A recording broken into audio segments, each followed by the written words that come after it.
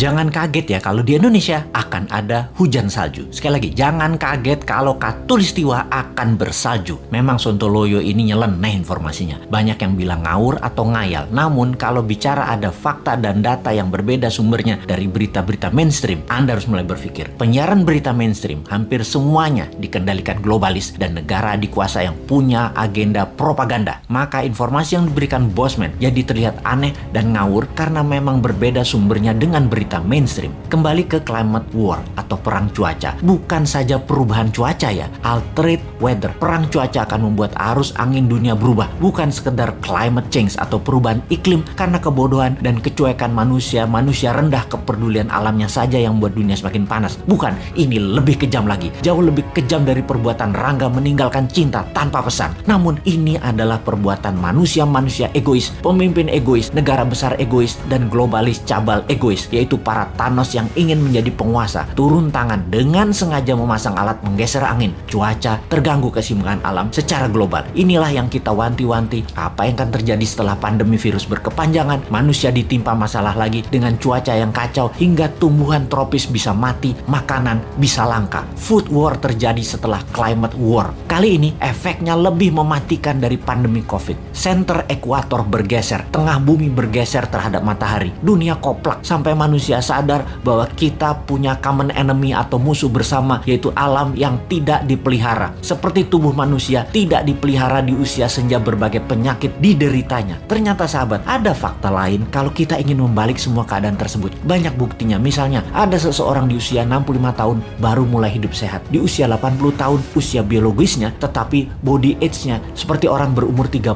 tahunan karena dirawat dengan baik walaupun mulainya dari umur 65. Dia makan sehat, olahraga, dan lain sejenisnya. Sekali, padahal selama 65 tahun hidupnya berantakan, namun ketika diputuskan berubah 180 derajat, balik arah, semua bisa jadi muda lagi, sehat lagi. Dunia pun sama. Selama ini dunia tidak dirawat oleh manusia, maka penyakit bumi itu banyak. Hal inilah yang membuat bumi menua dengan cepat dan menjadi renta. Tapi bukan tidak bisa disembuhkan. Bisa, selama kita semua sepakat berjuang memperbaiki. Indonesia di tahun 2045 adalah pemimpin yang akan memimpin perbaikan alam dunia ini semua. Untuk itu, New Mind selama 24 tahun ke depan hingga tahun 2045 akan pegang kendali utuh, menyelesaikan masalah dalam negeri dan luar negeri, menyetop kegilaan Amerika dan Tiongkok, serta menyetop globalis cabal. Ini bukan impian kosong. Ini mungkin impian segelintir orang awalnya. Namun, ketika 1 juta orang percaya, akan jadi collective belief. Ketika 10 juta orang pertama, kekuatan keyakinan makin besar. Dan ketika 100 juta orang percaya, maka Indonesia akan bergetar. Ketika 270 juta orang Indonesia percaya, Indonesia menang. Dan ketika 1 miliar manusia percaya, dunia semakin sehat. Ketika 5